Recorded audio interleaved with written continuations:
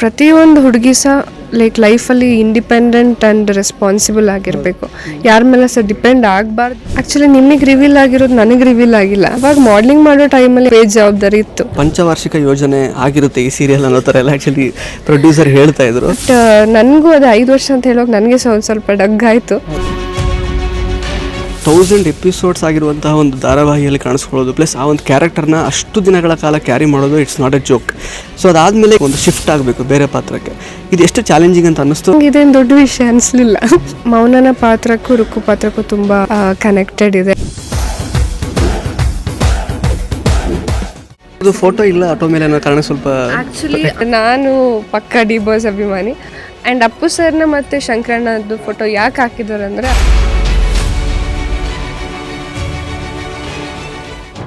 ನಮಸ್ಕಾರ ಸ್ನೇಹಿತರೆ, Vishwavani T V ಸ್ಪೆಷಲ್ನ ಈ ಒಂದು ವಿಶೇಷ ಕಿರುತೆರೆ ಸೆಗ್ಮೆಂಟಿಗೆ ಸ್ವಾಗತ. ನಾನು ಸುಜಯ್ ರಾಜ್. ಸ್ನೇಹಿತರೆ, ಇದೇ ಮಾರ್ಚ್ 9ನೇ ತಾರೀಕಿಗೆ ಜಿ ಕನ್ನಡ ವಾಹಿನಿಯಲ್ಲಿ 6ವರೆಗೆ ಕೃಷ್ಣ ರುಕ್ಕು ಅನ್ನುವಂತಹ ಧಾರಾವಾಹಿ ಪ್ರಸಾರವಾಗಲಿಕ್ಕಿದೆ. ಸದ್ಯಕ್ಕೆ ನಮ್ಮ ಜೊತೆಗೆ ಈ ಒಂದು ಧಾರಾವಾಹಿ ಬಗ್ಗೆ ಮಾತಾಡಲಿಕ್ಕೆ ನಿಮ್ಮೆಲ್ಲರ ಅಚ್ಚುಮೆಚ್ಚಿನ ಚಾರು ಅಲಿಯಾಸ್ ಮೌನ ಗುಡ್ಡೆಮನೆಯವರಿದ್ದಾರೆ. ಮಾತಾಡಿಸ್ತಾ ಹೋಗೋಣ ಬನ್ನಿ.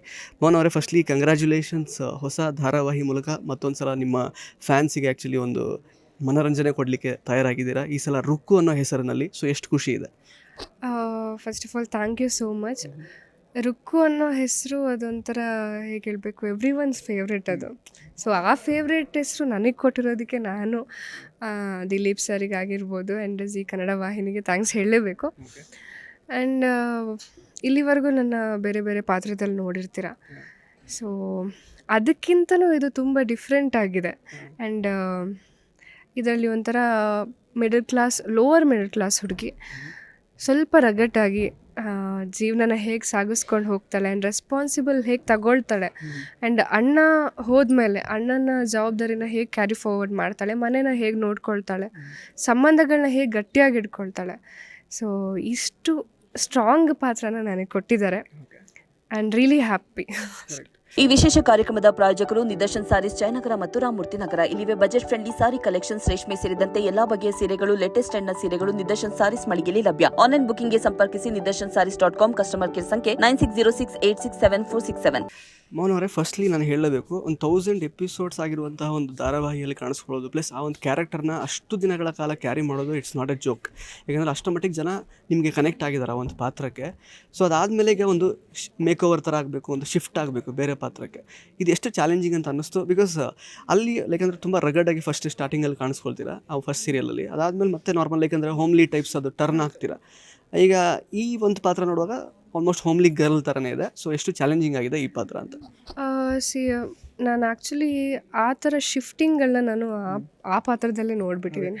ಸೊ ಮಾಡರ್ನ್ ಇದ್ದ ಹುಡುಗಿ ಹೇಗೆ ಒಂದು ಮಿಡಲ್ ಕ್ಲಾಸ್ ಲೈಫಿಗೆ ಒಂದು ಸೆಟ್ ಆಗ್ತಾ ಹೋಗ್ತಾಳೆ ಅಂತ ನಾನು ಅಲ್ಲೇ ಕಲ್ತ್ಬಿಟ್ಟಿದ್ದೀನಿ. ಸೊ ನನಗೆ ಇದೇನು ದೊಡ್ಡ ವಿಷಯ ಅನಿಸ್ಲಿಲ್ಲ. ಹಾಗಾಗಿ ನನಗೆ ಸಹ ಒಂದು ಲೈಕ್ ಮಿಡಲ್ ಕ್ಲಾಸ್ ಹುಡುಗಿ, ಒಂದು ಪುಟ್ಟ ಮನೆ ಹುಡುಗಿ ಲೈಫ್ನ ಲೀಡ್ ಮಾಡ್ಕೊಂಡು ಹೋಗೋ ಥರ ಪಾತ್ರ ನಂಗೆ ತುಂಬ ಇಷ್ಟ. ಸೊ ಆ ಥರ ಪಾತ್ರ ನಾನು ಟ್ರೈ ಮಾಡಬೇಕಿದೆ. ಯಾಕಂದರೆ ಆ ಪಾತ್ರದಲ್ಲಿ ನಾನು ತುಂಬ ಲೈವ್ಲಿ ಹುಡುಗಿ, ತುಂಬ ಬಬ್ಲಿಯಾಗಿ, ತುಂಬ ಬ್ಯೂಟಿ ಕಾನ್ಷಿಯಸ್ ಹುಡುಗಿ ಆ ಥರ ಇದ್ದಿದ್ದು. ಸೊ ಇಲ್ಲಿ ಅದನ್ನೆಲ್ಲ ಬಿಟ್ಬಿಟ್ಟು ಜಸ್ಟ್ ಜವಾಬ್ದಾರಿ ಆ್ಯಂಡ್ ಮನೆ ನೋಡ್ಕೊಳ್ಳೋ ಹುಡುಗಿ. ಆ್ಯಂಡ್ ಆ ಥರ ಮಾಡೋದಕ್ಕೆ ತುಂಬ ಖುಷಿಯಿಂದ ಒಪ್ಕೊಂಡೆ ನಾನು. ಆ್ಯಕ್ಚುಲಿ ಈಗ ರುಕ್ಕು ಪಾತ್ರ ನೋಡುವಾಗಲೇ ಆ್ಯಕ್ಚುಲಿ ರಿಯಲ್ ಲೈಫ್ ಮೌನವರಿಗೆ ಯಾವ ರೀತಿ ಕನೆಕ್ಟ್ ಆಗುತ್ತೆ, ಇದು ಆ್ಯಕ್ಚುಲಿ ಯಾವ ರೀತಿ ಕನೆಕ್ಟ್ ಆಗುತ್ತೆ ಅಂದರೆ, ನೀವು ಕೂಡ ಈಗ ನೀವು ಜವಾಬ್ದಾರಿಯನ್ನು ತಗೊಂಡು ಮನೆಯಲ್ಲಿ ಒಂದು ರೀತಿ ಗಂಡು ಮಗನ ರೀತಿಯಲ್ಲ ನೀವು ಆ್ಯಕ್ಚುಲಿ ಲೈಕ್ ಅಂದರೆ ನೀವೆಲ್ಲ ಕಂಪ್ಲೀಟ್ ನೋಡ್ಕೊಳ್ತಾ ಇರುವಂಥದ್ದು ಮನೇನ. ಸೊ ಅದೇ ರೀತಿ ಒಂದು ಪಾತ್ರ. ಸೊ ಎಷ್ಟರ ಮಟ್ಟಿಗೆ ರಿಲೇಟ್ ಮಾಡ್ಕೊಳ್ತೀರಾ ಮೌನ ಅವರು ಈ ಒಂದು ರುಕ್ಕು ಪಾತ್ರಕ್ಕೆ ಅಂತ? ಆ್ಯಕ್ಚುಲಿ ಮೌನನ ಪಾತ್ರಕ್ಕೂ ರುಕ್ಕು ಪಾತ್ರಕ್ಕೂ ತುಂಬ ಕನೆಕ್ಟೆಡ್ ಇದೆ. ಯಾಕಂದರೆ ನನ್ನ ಮನೇಲಿ ಸಹ ನಾನೇ ನನ್ನ ಲೈಫ್ ಅಂದರೆ ನನ್ನ ಫ್ಯಾಮಿಲಿನ ನೋಡ್ಕೊಳ್ಳೋದ್ರಿಂದ ಈ ಪಾತ್ರಕ್ಕೆ ನನಗೆ ತುಂಬ ಇಷ್ಟವಾಗಿ ಒಪ್ಕೊಂಡೆ. ಯಾಕಂದರೆ ಪ್ರತಿಯೊಂದು ಹುಡುಗಿ ಸಹ ಲೈಫಲ್ಲಿ ಇಂಡಿಪೆಂಡೆಂಟ್ ಆ್ಯಂಡ್ ರೆಸ್ಪಾನ್ಸಿಬಲ್ ಆಗಿರಬೇಕು. ಯಾರ ಮೇಲೆ ಸಹ ಡಿಪೆಂಡ್ ಆಗಬಾರ್ದು ಅನ್ನೋಳೆ ಮೌನ. ಬಟ್ ಅದನ್ನೇ ನಾನು ಈ ಕಥೆಯಲ್ಲಿ ಸಹ ಹೇಳೋಕೆ ಹೊರಟಿದ್ದೀನಿ. ಯಾಕಂದರೆ ಅಂದರೆ ನನ್ನ ಪಾತ್ರದ ಮನೆಯಲ್ಲಿ ಅಪ್ಪ ಇರಲ್ಲ. ಸೊ ಅಣ್ಣ ನೋಡ್ಕೊಳ್ತಾ ಇರ್ತಾನೆ. ಅವ್ನು ಹೋದ್ಮೇಲೆ ನಾವು ಹೆಣ್ಮಕ್ಳು ಹೇಗೆ ಸ್ಟ್ರಾಂಗಾಗಿ ಒಬ್ಬೊಬ್ಬರು ಒಂದೊಂದು ಜವಾಬ್ದಾರಿ ತಗೊಳ್ತೀವಿ, ಅಥವಾ ನಾನು ಹೇಗೆ ಲೈಫ್ನ ಲೀಡ್ ಮಾಡ್ತೀನಿ ಅನ್ನೋದು ನಾನು ತೋರ್ಸೋಕೆ ಹೊರಟಿರೋದು. So that is very connected. ಅದರಲ್ಲೂ ನನಗೆ ನನ್ನ ರಿಯಲ್ ಲೈಫಲ್ಲಿ ಒಬ್ಳು ತಂಗಿ ಇದ್ದಾಳೆ, ಇದರಲ್ಲಿ ಅಕ್ಕ ಸಹ ಇದ್ದಾಳೆ, ತಂಗಿ ಸಹ ಇದ್ದಾಳೆ, ಆ್ಯಂಡ್ ಅಮ್ಮ ಇದ್ದಾರೆ. ಸೊ ತುಂಬ ಖುಷಿ ಇದೆ. ಆ್ಯಂಡ್ ನನ್ನ ಪಾತ್ರದ ಕುಟುಂಬನೂ ತುಂಬ ಖುಷಿಯಾಗಿರ್ತೀವಿ ನಾವು, ತುಂಬ ಚೆನ್ನಾಗಿ ಟೈಮ್ ಸ್ಪೆಂಡ್ ಮಾಡ್ತೀವಿ. ಸೊ ಇನ್ನೊಂದು ಮನೆ ನನಗೆ ಇವಾಗ. ಅದೇ 17 ವರ್ಷಕ್ಕೆ ಆ್ಯಕ್ಚುಲಿ ಮಾಡಲಿಂಗ್ ಕ್ಷೇತ್ರಕ್ಕೆ ಬಂದು ನೀವು ಆ್ಯಕ್ಚುಲಿ ಅದಾದ ನಂತರ ಕೆಲಸ ಮಾಡ್ಲಿಕ್ಕೆ ಸ್ಟಾರ್ಟ್ ಮಾಡಿರುವಂಥದ್ದು ತುಂಬ ಅರ್ಲಿ ಏಜಲ್ಲೇ ಶುರು ಮಾಡಿದ್ದೀರಾ. ಸೊ ರೆಸ್ಪಾನ್ಸಿಬಿಲಿಟಿ ಆ್ಯಕ್ಚುಲಿ 15 ವಯಸ್ಸಿಗೆ ಮಾಡಲಿಂಗ್ ಶುರು ಮಾಡಿದ್ದು, 18ಕ್ಕೆ ರಾಮಚಾರಿ ಮಾಡಿದ್ದು. ಯಾ ಓಕೆ. ಸೊ ಅಂದರೆ ಆಗ್ಲಿಂದನೇ ಮನೆ ಜವಾಬ್ದಾರಿ ಈ ಥರ ಕಂಪ್ಲೀಟಾಗಿ ತಗೊಳ್ಳೋವಂಥದ್ದು ಅದೆಲ್ಲ ಎಷ್ಟರ ಮಟ್ಟಿಗೆ ನಿಮಗೆ ಚಾಲೆಂಜಿಂಗ್ ಅಂತ ಅನಿಸಿದೆ? ಹೆಂಗೆ ಅದನ್ನು ಫೇಸ್ ಮಾಡ್ತಿದ್ರೆ ಹೇಗೆ ಅಂತ? ಆ್ಯಕ್ಚುಲಿ ಅವಾಗ ಮಾಡಲಿಂಗ್ ಮಾಡೋ ಟೈಮಲ್ಲಿ ಸ್ಟಡಿಂಗ್, ಅವಾಗೇನು ರೆಸ್ಪಾನ್ಸಿಬಿಲಿಟಿ ತೊಗೊಂಡಿರಲಿಲ್ಲ, ಅವಾಗ ಸ್ವಲ್ಪ ಪೇಜ್ ಜವಾಬ್ದಾರಿ ಇತ್ತು. ಬಟ್ ಆಮೇಲೆ ಯಾವಾಗ ಸೀರಿಯಲ್ ಇಂಡಸ್ಟ್ರಿಗೆ ಬಂದು ಅವಾಗಿಂದ ಸ್ವಲ್ಪ ಜೀವನ ಗೊತ್ತಾಗಿ ಲೈಫ್ ನಡೆಸೋದು ಹೇಗೆ ಅಂತ ಅರ್ಥ ಆಗಿತ್ತು. ಓಕೆ. ಇನ್ನು ಆ್ಯಕ್ಚುಲಿ ಇವಾಗ ಕೃಷ್ಣ ರುಕ್ಕು ಧಾರಾವಾಹಿಯಲ್ಲಿ ಕೃಷ್ಣ ಕಂಪ್ಲೀಟ್ ಒಂಥರ ಅಪೋಸಿಟ್ ಕ್ಯಾರೆಕ್ಟರ್ ಅಂತ ಅನ್ನಿಸ್ತಾ ಇದೆ ರುಕ್ಕುಗೆ ಕಂಪೇರ್ ಮಾಡಿದ್ರೆ. ಬಟ್ ಆಲ್ರೆಡಿ ಪ್ರೋಮೋದಲ್ಲೆಲ್ಲ ಮದುವೆ ಆಗಿ ನೀವು ಬಂದುಬಿಟ್ಟಿದ್ದೀರ ಅವ್ರ ಮನೆಗೆ ಕರ್ಕೊಂಡು, ಸೂರ್ಯಪ್ರಕಾಶ್ ಅವ್ರ ಮನೆಗೆ ಕರ್ಕೊಂಡು. ಮತ್ತು ನಿಮ್ಮ ಅಕ್ಕ ಬೇರೆ ಈಗ ಕಲ್ಯಾಣಿ ಅವರು ಆ್ಯಕ್ಚುಲಿ ರಿವೆಂಜ್ ತಗೋತೀನಿ ಅಂತ ರಿವೆಂಜ್ ಮಾಡಲಿದ್ದಾರೆ. ಸೊ ಈಗಲೇ ಸಾಕಷ್ಟು ರಿವೀಲ್ ಆಗಿ ಹೋಗಿದೆಯಾ ಆಲ್ರೆಡಿ ಪ್ರೋಮೋದಲ್ಲಿ, ಅಥವಾ ಇನ್ನೂ ಏನೇನು ಬಾಕಿ ಇದೆ ಮುಂದಕ್ಕೆ?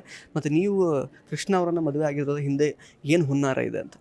ಆ್ಯಕ್ಚುಲಿ ನಿಮಗೆ ರಿವೀಲ್ ಆಗಿರೋದು ನನಗೆ ರಿವೀಲ್ ಆಗಿಲ್ಲ. ಸೊ ನನಗೆ ಗೊತ್ತಿಲ್ಲ ನಾನು ಯಾಕೆ ಅವ್ರನ್ನ ಮದುವೆ ಆಗ್ತೀನಿ ಅಂತ. ಬಟ್ ಪ್ರೋಮೋದಲ್ಲಿ ಏನು ತೋರಿಸಿದಾರೆ ಅದು ನಿಮಗೆ ಜಸ್ಟ್ ಜಲಕ್ಕಷ್ಟೆ. ಇವಾಗ ಸಿನಿಮಾದಲ್ಲಿ ನಾವು ಹೇಗೆ ಟ್ರೇಲರಲ್ಲಿ ಅಂತ ತೋರಿಸ್ತೀವಿ ಹಾಗೆ. ಬಟ್ ಇನ್ನೂ ತುಂಬ ಇದರ ಜೀವಾಳ ಇನ್ನೂ ತುಂಬ ಇದೆ. ಸೊ ಅದಕ್ಕೆ ನೀವೆಲ್ಲ ವೆಯ್ಟ್ ಮಾಡಲೇಬೇಕು. ಆ್ಯಂಡ್ ನಮ್ಮ ಲವ್ ಸ್ಟೋರಿ ಹೇಗೆ ಸ್ಟಾರ್ಟ್ ಆಗುತ್ತೆ, ಏನಕ್ಕೆ ಮದುವೆ ಆಗ್ತೀನಿ ಅನ್ನೋದು ನನಗೆ ಸಹ ಡೌಟ್ ಇದೆ. ನಿಮಗೆ ಸಹ ಡೌಟ್ ಇದ್ದರೆ ನೀವು ತಪ್ಪದೇ ಕೃಷ್ಣ ರುಕ್ಕು 6 ಮಾರ್ಚ್ 9ನೇ ತಾರೀಕಿಗೆ ನೋಡಬೇಕು ಅಷ್ಟೇ. ಈಗ ಇನ್ನೂ ಆ್ಯಕ್ಚುಲಿ ಈಗ ಆಲ್ಮೋಸ್ಟ್ ಪಂಚವಾರ್ಷಿಕ ಯೋಜನೆ ಆಗಿರುತ್ತೆ ಈ ಸೀರಿಯಲ್ ಅನ್ನೋ ಥರ ಎಲ್ಲ ಆ್ಯಕ್ಚುಲಿ ಪ್ರೊಡ್ಯೂಸರ್ ಹೇಳ್ತಾ ಇದ್ರು. ಸೊ ಅಂದರೆ ಏನಂದರೆ ಬ್ಯಾಕ್ ಟು ಬ್ಯಾಕ್ ಈ ಥರ ಇಷ್ಟೊಂದು ವರ್ಷಗಳ ಒಂದು ಕಿರುತೆರೆ ಅಂದರೆ ಪ್ರಾಜೆಕ್ಟ್ಸ್ ಮೂಲಕ ಜನಗಳಿಗೆ ರಂಜಿಸಬೇಕು ಅನ್ನೋ ಪ್ಲ್ಯಾನ್ ಇದೆಯಾ, ಅಥವಾ ಸಿನಿಮಾನು ಮಧ್ಯದಲ್ಲಿ ಮಾಡಿದ್ರಿ? ಸೊ ಯಾವ ರೀತಿ ಅಂದರೆ ಎರಡನ್ನೂ ಬ್ಯಾಲೆನ್ಸ್ ಮಾಡ್ತೀರಾ ಹೇಗೆ ಅಂತ? ಇನ್ನು 5 ವರ್ಷ ನಾವು ರುಕ್ಕುವಾಗೆ ನೋಡಬೇಕಾ ಹೇಗೆ? ಇಲ್ಲ, ಒಳ್ಳೆ ಕಥೆಗಳು ಬಂದರೆ ಸಿನಿಮಾ ಖಂಡಿತ ಮಾಡ್ತೀನಿ. ನನಗೆ I am waiting for the good script ಅಷ್ಟೇ. ಬಟ್ ನನಗೂ ಅದು 5 ವರ್ಷ ಅಂತ ಹೇಳೋಕೆ ನನಗೆ ಸಹ ಒಂದು ಸ್ವಲ್ಪ ಡಗ್ಗಾಯಿತು. ಯಾಕಂದರೆ ಇವಾಗ ನನಗೆ ಕಿರುತೆರೆ ಪ್ರೇಕ್ಷಕರು ಹೆಂಗಪ್ಪ 5 ವರ್ಷ ನನ್ನನ್ನು ನೋಡ್ತಾರೆ ಅಂತ? ಹಾಗಲ್ಲಪ್ಪ, ನಾನು ಹೇಗೆ ಪಾಪ ನಾನು ಸಹ ನನ್ನ ಸಂಸಾರ ಎಲ್ಲ ನೋಡಬೇಕಲ್ಲ ಮುಂದೆ. ಮತ್ತೆ 5 ವರ್ಷ ಸಂಸಾರ ಅಂತ ಹೇಳಿದ್ರೆ ಅಂದರೆ ಈಗ ಆಲ್ರೆಡಿ ಮದುವೆಗೆ ಪ್ಲಾನಿಂಗ್ ಆಗಿದೆಯಾ ಅಥವಾ ಹೇಗೆ? ಅಂದರೆ 5 ವರ್ಷ ಅಂತ ಹೇಳಿದ್ರೆ ಲಾಂಗ್ ಟರ್ಮ್ ಅಲ್ವಾ, ಅವಾಗವರೆಗೆ ನಾನು ಸ್ವಲ್ಪ ಥಿಂಕ್ ಮಾಡಬೇಕಲ್ವ. ಇಲ್ಲಾಂದರೆ ನನ್ನ ಮನೇಲಿ ನೀನು ಅಲ್ಲೇ ಇದ್ಬಿಡು ಅಂತ ಕಳಿಸ್ಬಿಡ್ತಾರೆ. ಮಾಡೋದು ಯಾವಾಗ, ಮದುವೆ ಯಾವಾಗ ಆಗೋದು? ಬರೀ ಸೆಟ್ಟಲ್ಲೇ ಇದ್ರೆ ಕಷ್ಟ ಆಗುತ್ತಲ್ಲ. ಸೆಟ್ಟಲ್ಲೇ ಇದ್ರೆ ಕಷ್ಟ ಆಗುತ್ತೆ. ಮತ್ತು ನನ್ನ ಮನೇಲಿ ನನ್ನ ತಂಗಿ ಸಹ ಇದ್ದಾಳೆ, ಅವಳು ಸಹ ನೀನು ಫಸ್ಟ್ ಹೋಗ್ಬಿಡು ಅಂತ ಕಳಿಸ್ಬಿಡ್ತಾಳೆ. ಸೊ ಅದೆಲ್ಲ ಆಗೋದು ಬೇಡ. ಬಟ್ ಕಿರುತೆರೆಗೆ ನನ್ನ ಮೇಲೆ ಒಲವು ಜಾಸ್ತಿ ಇದೆ, ಅದು ಹಾಗೇ ಇರಲಿ. And I am really lucky, ಯಾಕಂದರೆ ಬ್ಯಾಕ್ ಟು ಬ್ಯಾಕ್ 1 ತಿಂಗಳು ಸಹ ನಂಗೆ ಟೈಮ್ ಸಿಗಲಿಲ್ಲ. ಬ್ಯಾಕ್ ಟು ಬ್ಯಾಕ್ ಸಿಕ್ಕಿದೆ. ಆ್ಯಂಡ್ ಎಲ್ಲರೂ ಸಹ ಕಣ್ಣು ಹಾಕಿ ಇವಾಗ ನಂಗೆ ಗೊತ್ತಿಲ್ಲ, ಅದಕ್ಕೆ ಅನಿಸುತ್ತೆ ತುಂಬ ಹುಷಾರಿಲ್ಲ ನನಗೆ. ಬಟ್ ಥ್ಯಾಂಕ್ ಗಾಡ್ ನನಗೆ ಒಳ್ಳೆಯ ಒಂದು ಪ್ರಾಜೆಕ್ಟ್ ಜೊತೆ ನಾನು ಇವಾಗ ತೆರೆ ಮೇಲೆ ಮತ್ತೆ ಬರ್ತಾ ಇದ್ದೀನಿ. ಜೀ ಕನ್ನಡದಲ್ಲಿ ನನ್ನ ಹೊಸ ಹೆಜ್ಜೆ, ಹೊಸ ಕನಸಿನ ಜೊತೆ ಬರ್ತಾ ಇದ್ದೀನಿ. ಸೊ ಮುಂಚೆ ನನಗೆ ಹೇಗೆ ಸಪೋರ್ಟ್ ಮಾಡಿದ್ರು ಅದೇ ಥರ ಸಪೋರ್ಟ್ ಮಾಡ್ತೀರಾ ಅಂತ ನಾನು ಅಂದ್ಕೊಂಡಿದ್ದೀನಿ. ಆ್ಯಂಡ್ ಎಸ್, ಈಗ ಆಟೋಗೂ ನಿಮಗೂ ಒಂಥರ ಅವಿನಾಭಾವ ಸಂಬಂಧ ಇದೆ. ಅಂದರೆ ಸಿನಿಮಾ ಪ್ರಮೋಷನ್ಸ್ ಟೈಮಲ್ಲೂ ಆಟೋ ಓಡಿಸಿದ್ರಿ, ಈಗ ಮತ್ತೊಂದು ಸಲ ಲೈಕ್ ಅಂದರೆ ಸೀರಿಯಲ್ ಪ್ರಮೋಷನ್ಸಿಗೆ ಆಟೋ ಓಡಿಸ್ತಾ ಇದ್ದೀರಾ. ಆಟೋ ಓಡಿಸಿದ್ದು ಪ್ಲಸ್ ನಾರಾಯಣ್ ಸರ್ ಮತ್ತು ತುಂಬ ದೊಡ್ಡ ದೊಡ್ಡ ಕಾಸ್ಟ್ ಆ್ಯಂಡ್ ಕ್ರೂ ಜೊತೆಗೆ ವರ್ಕ್ ಮಾಡ್ತಾ ಇರೋದು ಹೆಂಗೆ ಅನ್ನಿಸ್ತಾ ಇದೆ? ಸದ್ಯಕ್ಕೆ ಹೇಳಬೇಕು ಅಂದರೆ ಆಟೋನೇ ನನ್ನ ಲವರ್ ಅನಿಸುತ್ತೆ ಇದರಲ್ಲಿ. ಆ್ಯಂಡ್ ಅದ್ರ ಜೊತೆ ಒಂದು ಬಾಂಡಿಂಗ್ ಇರುತ್ತೆ, ಅದೊಂಥರ ನಮ್ಮ ಮನೆ ಸದಸ್ಯ ಥರ ಇರುತ್ತೆ ಅಲ್ಲ, ಅದು ಇದೆ. ಆ್ಯಂಡ್ ನನ್ನ ಅಣ್ಣನಿಗೆ ಆಟೋ ಮೇಲೆ ಎಷ್ಟು ಒಲವಿರುತ್ತೋ ಅದಕ್ಕಿಂತ ಜಾಸ್ತಿ ನಾವು 3 ಜನ ತಂಗಿರಿಗಿರುತ್ತೆ. ಆ್ಯಂಡ್ ಇವಾಗ ಕಲ್ತಿದ್ದೀನಿ, 1 ಅವರಲ್ಲಿ ಕಲ್ತಿದ್ದೀನಿ. ಯಾಕಂದರೆ ಸಿನಿಮಾದಲ್ಲಿ ನೋಡಿರ್ತೀರ ಆ ಟೈಮಲ್ಲಿ ಪ್ರಮೋಷನ್ಗೆ ಒಂದು ಸ್ವಲ್ಪ ಓಡಿಸಿದ್ದಷ್ಟೇ. ಬಟ್ ಇದು ಬೆಳಗಿಂದ ಸಂಜೆವರೆಗೂ ಓಡಿಸ್ಬೇಕಿತ್ತು, ಕೈ ಬೆನ್ನೆಲ್ಲ ನೋವು ಬಂದಿತ್ತು. ನಾನು ಅಂದ್ಕೊಳ್ತಾ ಇದ್ದೆ ಪಾಪ ಆಟೋ ಓಡಿಸೋರು, ದಿನ ಓಡಿಸೋರು ಹೇಗೆ ಕತೆ ಅವ್ರದ್ದು ಅಂತ.